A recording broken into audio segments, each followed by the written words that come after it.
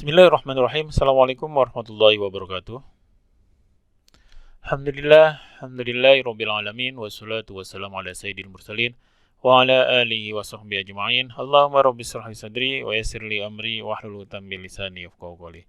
Raditu billahi rabbah wa bil islami dina wa bi Muhammadin nabiyya wa rasulah. Rabbi zidni ilma warzuqna fahma wa rizqan halalan thayyibah. Amin ya rabbal alamin. Mengulang pada pembahasan pertama, yakni kita mendefinisikan infrastruktur teknologi informasi, yang ini, infrastruktur teknologi informasi, sebagai berbagai sumber daya teknologi yang menyediakan platform bagi aplikasi penerapan sistem informasi spesifik bagi perusahaan. Nah, sebuah infrastruktur teknologi informasi meliputi investasi dalam pelatihan yang dibagikan meluas ke seluruh perusahaan atau meluas ke seluruh unit bisnis di dalam perusahaan. Nah, infrastruktur teknologi informasi suatu perusahaan menyediakan fondasi untuk melayani pelanggan, pekerja, dengan para pemasok, dan mengelola proses bisnis internal. Nah, sebelumnya kita telah membahas yang ini, yakni di mana tantangan bisnis dahulu meliputi infrastruktur yang mahal yang sulit digunakan dan mengurangi sumber daya. Kemudian kita akan masuk ke masalah isu manajemen, yakni memonitor level layanan dan biaya, merencanakan infrastruktur teknologi informasi yang baru, dan melakukan investasi infrastruktur teknologi informasi. Nah, berikutnya ke organisasi.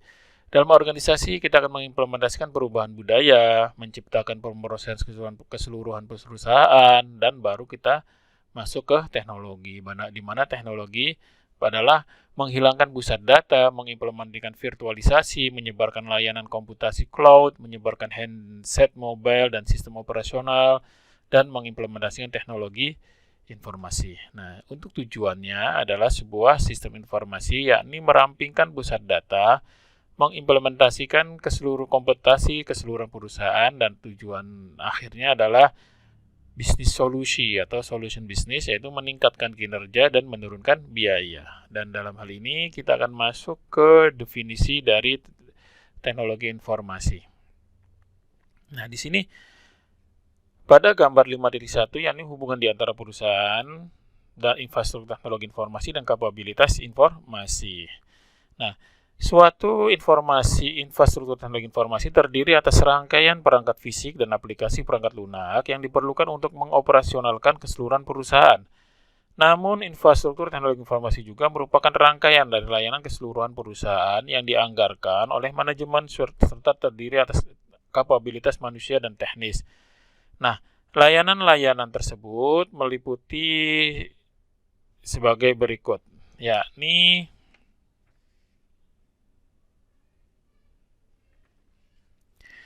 menghitung platform yang digunakan untuk menyediakan layanan komputasi yang menghubungkan karyawan, pelanggan, dan pemasok ke dalam lingkungan digital yang terkoordinasi meliputi mainframe besar, komputer kelas menengah, desktop, dan komputer laptop, serta mobil genggam, dan layanan komputasi cloud jarak jauh. Nah, di sini kita akan masuk ke penghubungannya. Yang pertama adalah jasa telekomunikasi menyediakan konektivitas data, suara, dan video kepada karyawan, pelanggan, dan pemasok. Di sini teknologi informasi jasanya. Yang kedua, layanan manajemen. Di sini layanan manajemen data, menyimpan dan mengelola data korporat serta memberikan kapabilitas untuk menganalisa data. Berikutnya adalah layanan penerapan perangkat lunak, meliputi layanan perangkat lunak secara online yang memberikan kapabilitas keseluruhan perusahaan seperti perencanaan, sumber daya perusahaan, manajemen hubungan pelanggan, manajemen rantai pasokan, dan sistem manajemen pengetahuan yang dibagikan oleh seluruh unit bisnis. Berikutnya adalah layanan manajemen fasilitas fisik yang mengembangkan dan mengelola instalasi fisik yang diperlukan untuk komputasi, telekomunikasi, dan layanan manajemen data. Berikutnya adalah layanan manajemen teknologi informasi yang merencanakan dan mengembangkan infrastruktur, berkoordinasi dengan unit bisnis untuk layanan teknologi informasi, mengelola pembukuan bagi pengeluaran teknologi informasi, dan menyediakan layanan manajemen proyek. Berikutnya adalah Layanan standar teknologi informasi yang menyediakan perusahaan dan unit bisnisnya dengan kebijakan menentukan manakah teknologi informasi yang akan digunakan, kapan, dan bagaimana. Nah, berikutnya adalah layanan penelitian dan pengembangan teknologi informasi yang menyediakan kepada perusahaan dengan penelitian atas proyek teknologi informasi dan investasi potensial pada masa mendatang yang dapat membantu perusahaan dalam mendefinisikan dirinya sendiri dalam kondisi pasar. Nah, Layanan suatu perusahaan adalah kemampuan untuk menyediakan kepada pelanggannya, pemasok, dan karyawan yang memiliki fungsi secara langsung kepada infrastruktur teknologi informasinya. Idealnya, infrastruktur ini harus mendukung bisnis dan strategi sistem informasi perusahaan. Teknologi informasi yang baru memiliki dampak yang sangat kuat terhadap bisnis dan strategi teknologi informasi. Demikian pula halnya dengan layanan yang dapat disediakan kepada pelanggan, di mana semuanya ini adalah saling keterkaitan untuk mencapai satu tujuan yang ini, yakni layanan konsumen, layanan pemasok, dan layanan perusahaan. Ini tujuan akhirnya. Jadi menggunakan tiga sumber daya ini dengan layanan dan infrastruktur informasi untuk mencapai layanan konsumen, layanan pemasok, dan layanan perusahaan. Nah, perspektif mengenai platform layanan ini akan membuat lebih mudah dalam memahami nilai bisnis yang disediakan oleh infrastruktur investasi. Sebagai contoh, nilai yang sesungguhnya dari bisnis yang terisi penuh dengan komputer pribadi yang beroperasional dengan kapasitas 3 GHz biasanya adalah sekitar $1.000 dan koneksi internet berkecepatan tinggi. Sulit untuk memahami tanpa mengetahui siapa yang akan menggunakannya dan bagaimana akan dipergunakan. Namun ketika kita melihat pada layanan yang disediakan oleh perangkat-perangkat tersebut, nilai mereka akan menjadi lebih terlihat. Personal komputer yang baru memungkinkan untuk membebankan biaya yang tinggi yang dilakukan oleh karyawan sebesar $100.000 per tahun atau $100.000 per tahun untuk menghubungkan ke seluruh sistem utama dari perusahaan dan internet publik. Layanan internet yang berkecepatan tinggi menyelamatkan karyawan tersebut sekitar 1 jam per hari dalam mengurangi waktu tunggu untuk memperoleh informasi dari internet. Tanpa PC atau personal komputer dan koneksi internet tersebut, maka nilai dari salah seorang karyawan ini bagi perusahaan akan berkurang setengah. Berikutnya adalah evolusi infrastruktur teknologi informasi. Nah, infrastruktur teknologi informasi dalam organisasi saat ini merupakan hasil dari proses evolusi selama 70 tahun dalam platform komputasi. Terdapat 5 tahap dalam evolusi ini, masing-masing mempresentasikan suatu konfigurasi komputasi yang berbeda mengenai daya elemen infrastruktur. Nah, ini kita lihat di sini nanti, di sini startnya. Di sini terdapat 5 era, yakni mainframe umum dan komputasi mini komputer, komputer pribadi, jaringan client server, komputasi perusahaan, dan komputasi cloud dan mobil. Teknologi yang mencirikan satu era juga dapat digunakan dalam satu periode waktu yang berbeda dengan tujuan-tujuan yang berbeda. Sebagai contoh, sebuah perusahaan masih menjalankan sistem mainframe tradisional atau menggunakan mainframe komputer dengan server yang sangat besar yang mendukung situs web besar dan aplikasi perusahaan korporat. Kita akan masuk ke penjelasan yang pertama, di mana era yang pertama adalah mainframe komputer yang ini. Era mainframe umum atau komputer mini diawali pada tahun 1959 hingga saat ini. Nah, ini dimulai oleh IBM 1401 atau 7090 yang dilengkapi dengan mesin transistor pada 1959, menandai permulaan dari penggunaan komersial yang meluas dari komputer mainframe. Pada tahun 1965, komputer mainframe ini benar-benar berdiri sendiri dengan diperkenalkannya IBM 360. Seri 360 merupakan komputer komersial utama dengan sistem operasional dahsyat yang dapat menyediakan time sharing, multitasking, memori virtual dalam model yang lebih canggih. IBM telah mendominasi komputerasi mainframe sejak saat itu. Komputer mainframe menjadi cukup ampuh dalam mendukung ribuan terminal-terminal jarak jauh secara online yang terhubung pada mainframe yang dipusatkan dengan menggunakan protokol komunikasi perorangan dan lini data perorangan. Nah, Era mainframe merupakan suatu periode komputasi yang sangat terpusat di bawah kendali dari programmer atau pemrograman atau pemrogram profesional dan operator sistem. Biasanya dalam pusat data korporat dengan sebagian besar elemen dari infrastruktur disediakan oleh pemasok tunggal, pabrikan dari perangkat keras, dari hardware atau software. Nah, pola ini berubah dengan diperkenalkannya komputer mini atau mini komputer yang diproduksi oleh Digital Equipment Corporation atau DEC pada tahun 1965. Komputer mini milik DEC atau DEC PDP-2 dan berikutnya adalah mesin fax VAX menawarkan mesin yang lebih dahsyat dengan harga yang lebih murah daripada mainframe milik IBM, memungkinkan komputasi yang terdesentralisasi disesuaikan untuk keperluan spesifik dari departemen individual atau unit bisnis.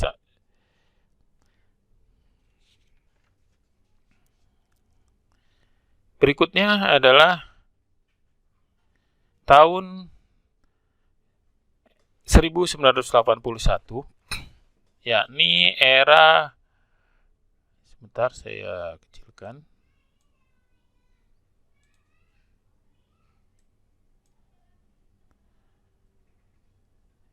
tahun 1981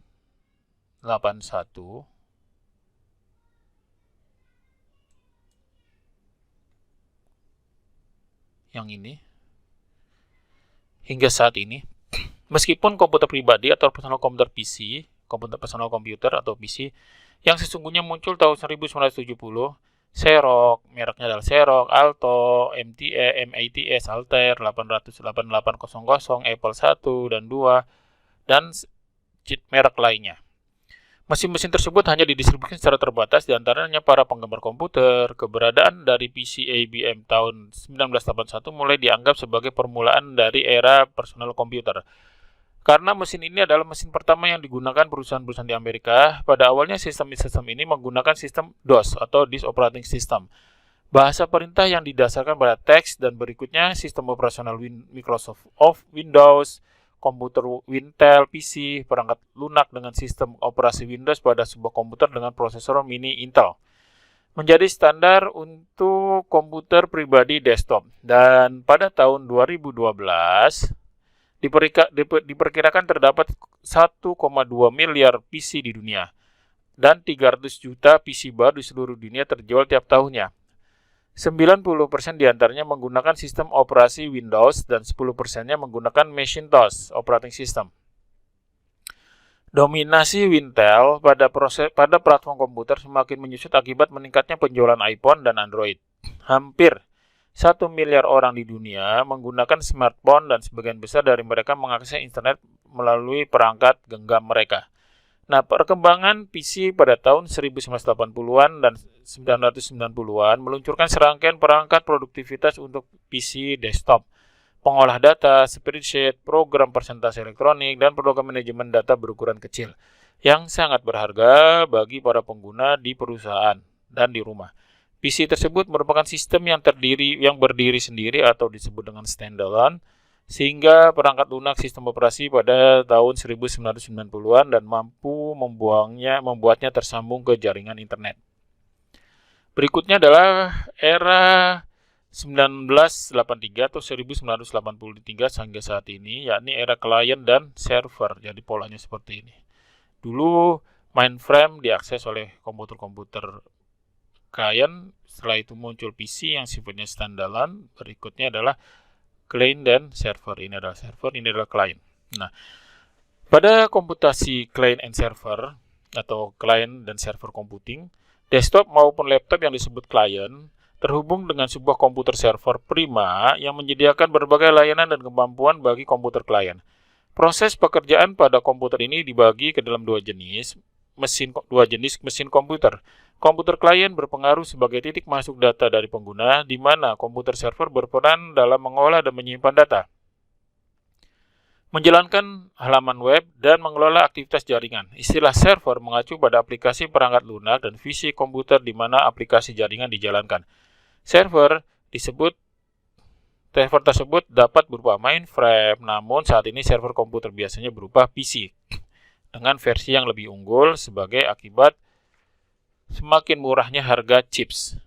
Nah, seringkali menggunakan beberapa prosesor dalam satu komputer server tertentu. Jaringan client server yang paling sederhana terdiri dari sebuah komputer klien yang terhubung dengan komputer server dengan tugas pemrosesan yang berbeda di antara kedua jenis mesin tersebut. Konfigurasi semacam ini disebut two-tiered client atau server arsitektur, yakni arsitektur client server dengan dua tingkat. Jaringan klien server yang paling sederhana ini dapat ditemukan pada organisasi bisnis kecil. Kebanyakan perusahaan-perusahaan bisnis memiliki konfigurasi jaringan yang lebih rumit.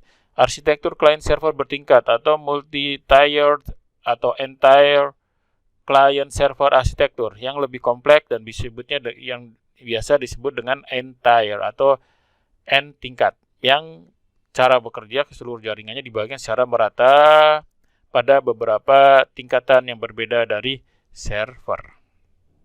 Oke, nanti kita bahas pada gambar selanjutnya, gambar yang ini tentang N server atau tier pada server. Nah, sebagai contoh, pada tingkat pertama server web atau web server akan menjalankan halaman web sebagai respon atas permintaan layanan tersebut. Perangkat lunak yang terdapat pada server web bertanggung jawab untuk menemukan dan mengelola halaman web yang tersimpan. Jika komputer klien ingin mengakses sistem perusahaan, contoh daftar, produk, atau informasi harga, permohonan akses tersebut diteruskan ke server aplikasi atau application server. Perangkat lunak server aplikasi menangani seluruh kegiatan aplikasi antara pengguna dengan sistem bisnis perusahaan. Server aplikasi juga berperan sebagai server web atau berperan juga sebagai server aplikasi. Kita akan bahas pada bab berikutnya, bab ke-6 dan ke-7. Berikutnya adalah era komputasi perusahaan yang ini. Ini lebih kompleks. Nah,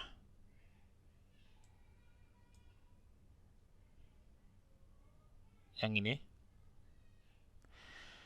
Pada awal tahun 1992 hingga saat ini, banyak perusahaan beralih ke perangkat standar aplikasi dan jaringan yang memungkinkan mereka untuk mengintegrasikan jaringan dan aplikasi yang terpisah di dalam perusahaan ke dalam infrastruktur yang terdapat dalam perusahaan. Dengan semakin berkembangnya internet sebagai area komunikasi yang terpercaya sejak tahun 1995, organisasi bisnis mulai serius dengan menggunakan Transmission Control Protocol atau Internet Protocol atau disebut dengan TCP/IP untuk menggabungkan jaringan-jaringan mereka yang terpisah. Nah, tentang TCP/IP kita akan bahas pada bab ke-7. Sebagai akibat dari infrastruktur teknologi informasi menghubungkan setiap bagian komponen komputer beserta jaringan-jaringan yang lebih kecil menjadi sebuah jaringan sebesar lingkup organisasi, maka informasi dapat mengalir dengan bebas ke seluruh organisasi maupun antar organisasi. Infrastruktur teknologi dapat menghubungkan berbagai perangkat komputer, termasuk mainframe, server, PC, dan perangkat komunikasi genggam, termasuk infrastruktur publik lainnya, seperti sistem telepon, internet, dan layanan jaringan umum. Infrastruktur perusahaan juga memerlukan sistem perangkat lunak untuk menghubungkan aplikasi-aplikasi yang terpisah dan memungkinkan data tersebut mengalir dengan bebas ke bagian-bagian bisnis pada aplikasi perusahaan. Dan yang terakhir adalah cloud computing. Nih, cloud computing. Era cloud computing dimulai pada tahun 2000 hingga saat ini, yakni pertumbuhan kapasitas bandwidth internet telah mendorong model konfigurasi client server lebih maju, menuju apa yang disebut dengan model cloud computing. Cloud computing mengacu pada model komputasi yang menyediakan akses ke dalam sumber daya komputasi yang terintegrasi dan boleh dibagikan. Komputer, perangkat penyimpanan, aplikasi, dan layanan dalam satu kesatuan cloud ini. Melalui sebuah jaringan yang biasanya disebut internet.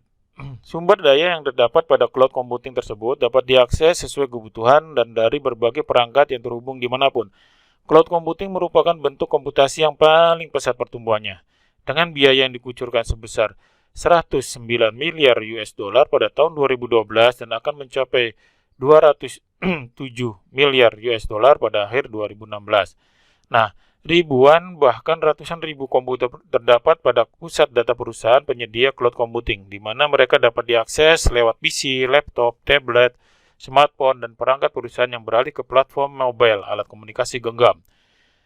Di sini IBM, HP, Dell, dan Amazon mengoperasikan pusat cloud computing berskala besar yang menyediakan kemampuan komputasi, penyimpanan data, serta koneksi internet berkecepatan tinggi bagi perusahaan yang ingin mengoperasikan infrastruktur yang dimilikinya dari jarak jauh. Perusahaan software seperti Google, Microsoft, SAP, Oracle, Salesforce.com menjual aplikasi perangkat lunak sebagai layanan jasa pada internet. Berikutnya, kita masuk ke pembahasan era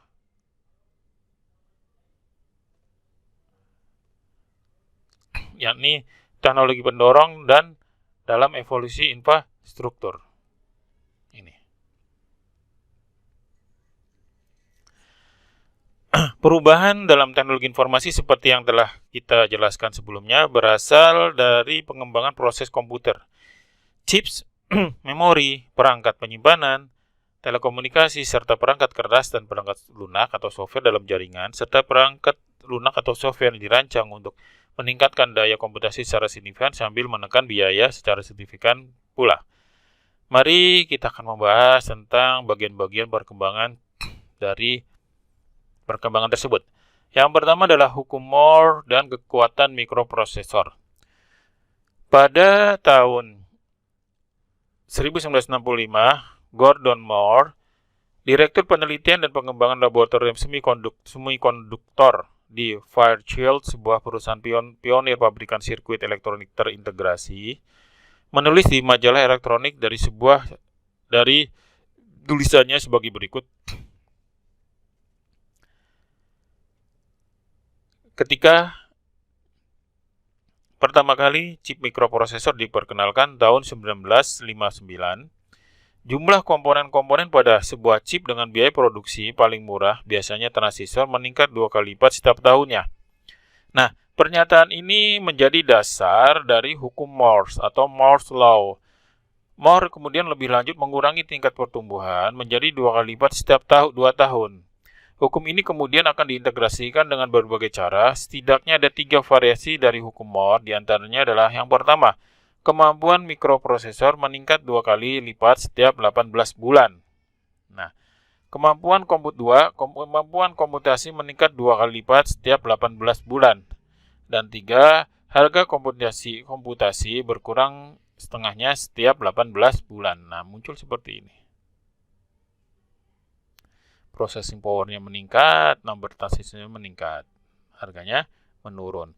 Pertumbuhan jumlah transistor yang luar biasa serta kemampuan pemrosesan yang dilengkapi dengan penurunan harga komputer yang signifikan sepertinya masih akan terus berlangsung. Perusahaan pabrikan chip terus memperkecil komponen-komponennya. Saat ini jumlah transistor tidak lagi sebanding dengan jumlah rambut manusia, namun lebih sesuai dengan jumlah virus. Dengan menggunakan nanoteknologi, perusahaan pabrikan chip dapat memperkecil ukuran transistor menjadi seukuran beberapa atom. Nah, nanoteknologi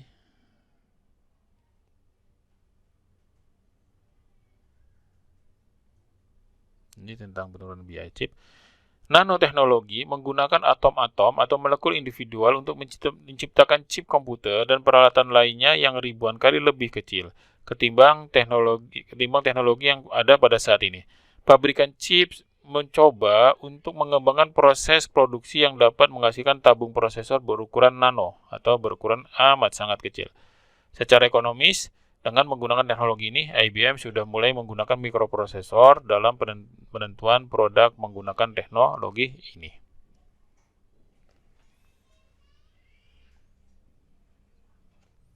Ini tentang nano.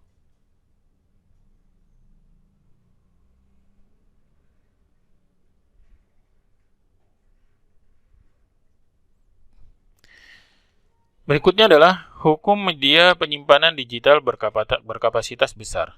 Teknologi kedua yang berperan dalam mendorong perubahan infrastruktur teknologi informasi adalah hukum media penyimpanan digital berkapasitas besar.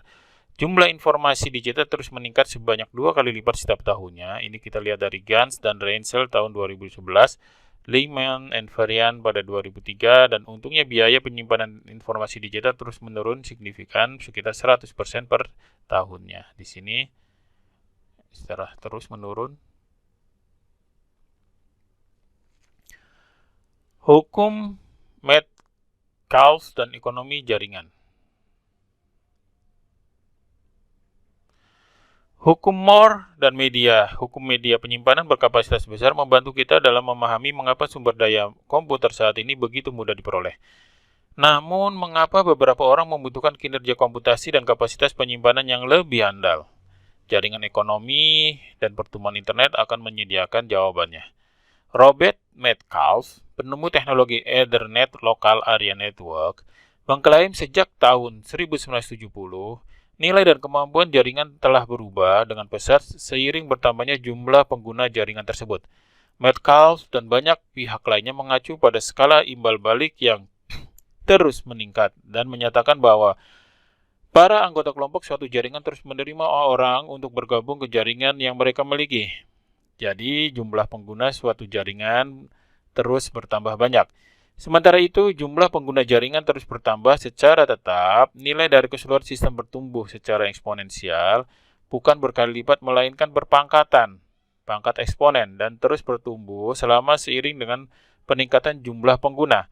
Permintaan terhadap teknologi informasi yang didorong oleh nilai sosial dan nilai bisnis jaringan digital telah meningkatkan jumlah dan potensi hubungan antara anggota jaringan tersebut.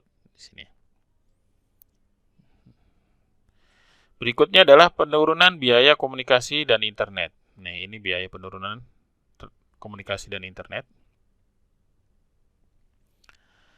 Teknologi keempat yang mendorong perubahan teknologi informasi adalah penurunan biaya komunikasi secara cepat dan pertumbuhan internet yang luar biasa. Diperkirakan sekitar 2,3 miliar manusia di dunia ini telah memiliki akses internet. Ini hasil penelitian dari Internet World Stat tahun 2012. Akibat semakin menurunnya biaya komunikasi yang hampir mendekati nol atau gratis, penggunaan fasilitas komunikasi dan komputasi ikut membludak. Untuk memperoleh manfaat dari nilai bisnis yang terasosiasi dengan internet, perusahaan-perusahaan harus memperluas koneksi internet secara besar-besaran, termasuk diantaranya ada pengadaan teknologi nirkabel, serta memperluas kemampuan jaringan klien server mereka, PC klien, serta perangkat mobile. Ada banyak alasan untuk percaya tren ini akan terus berlanjut. Nih, terus menurun.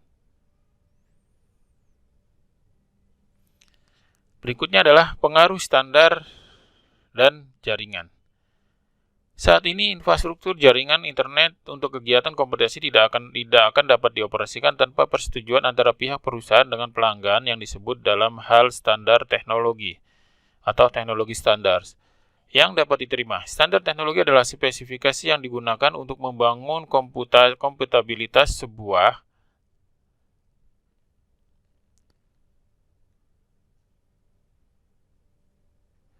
produk dan kemampuan komunikasi suatu jaringan.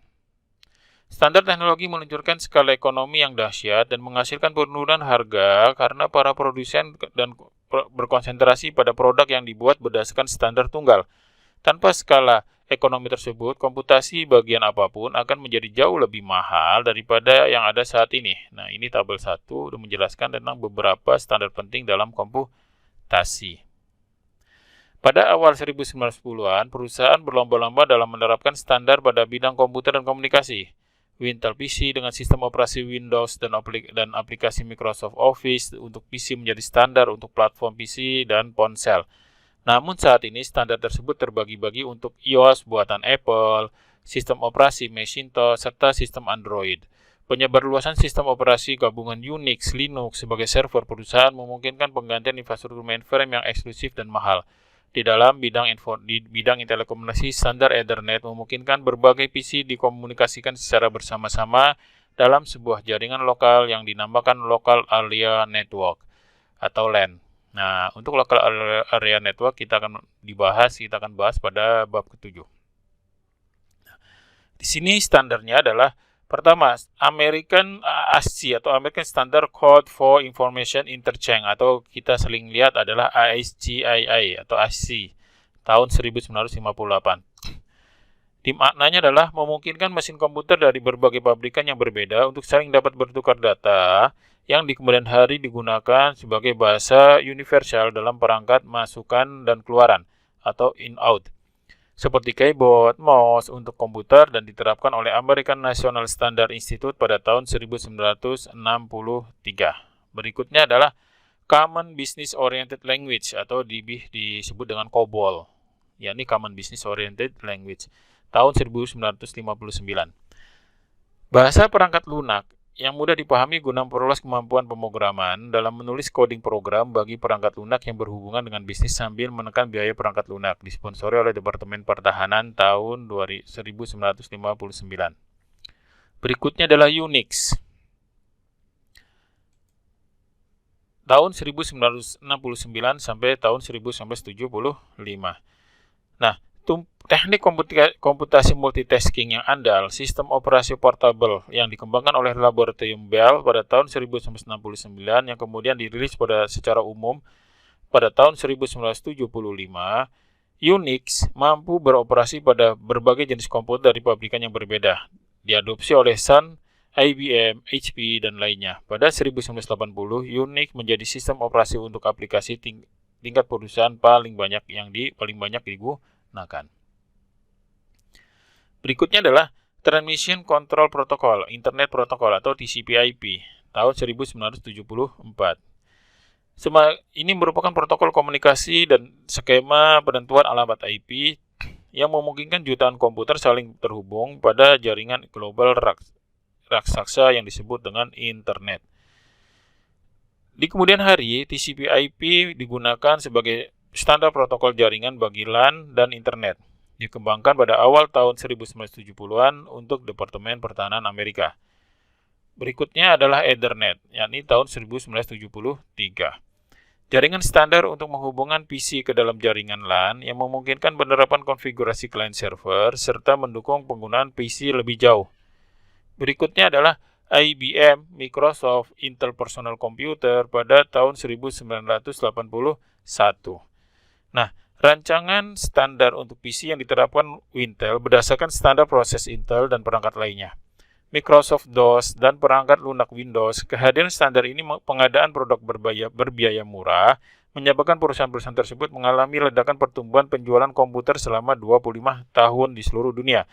Saat ini lebih dari 1 miliar PC mendukung aktivitas bisnis dan aktivitas pemerintah setiap harinya. Dan yang terakhir adalah World Wide Web atau WWW, yakni tahun 1989 sampai 1993. Standar untuk menyimpan, menampilkan, dan membentuk format tampilan informasi ke dalam bentuk laman elektronik, menggabungkan teks, grafik, audio, video, serta memungkinkan penciptaan lokasi penyimpanan bagi miliaran halaman web. Demikian pembahasan pertama tentang infrastruktur teknologi informasi. Kurang lebihnya saya mohon maaf. Akhirul kalam wabillahi taufiq wal hidayah. Assalamualaikum warahmatullahi wabarakatuh.